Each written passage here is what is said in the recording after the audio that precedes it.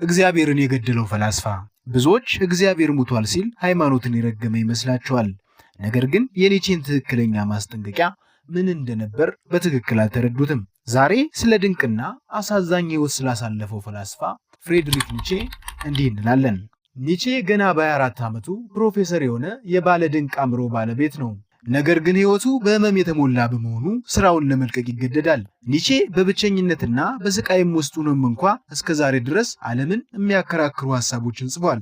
እግዚአብሔር ሙቷል ሲል ፈጣሪ የለም ማለቱ ሳይሆን የሰው ልጅ ከእግዚአብሔር ባህሪ እየራቀ ወደ እንስሳዊ ባህሪ እየተመለሰ መሆኑን ለማስጠንቀቅ ነበር። ኒቼ ሰው ልዕለ ሰብ ወይም ሱፐርማን መሆን አለበት ይላል። ይህም ማለት ከደካማ አስተሳሰብ ወጥቶ የራሱን ታላቅነትና ስነ ምግባር መፍጠር መቻል ማለት እንደሆነ ያስረዳል። የሰው ልጅ ዓላማ በሕይወት መቆየት ሳይሆን ከፍተኛውን ስልጣን መያዝ ነው ይለናል። የሚያስገርመው ነገር ስለ ጥንካሬና ስለ ልዕለ ሰብ የሰበከው ኒቼ የመጨረሻዎቹን 10 ዓመታት በአእምሮ ሕመም ውስጥና በታላቅ ስቃይ ውስጥ ያሳለፈው።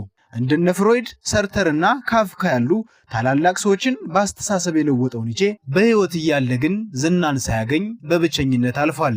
ኒቼ እንዲህ ይላል፣ ከአውሬ ጋር የምትታገል ከሆነ አንተ ራስህ አውሬ እንዳትሆን ተጠንቀቅ።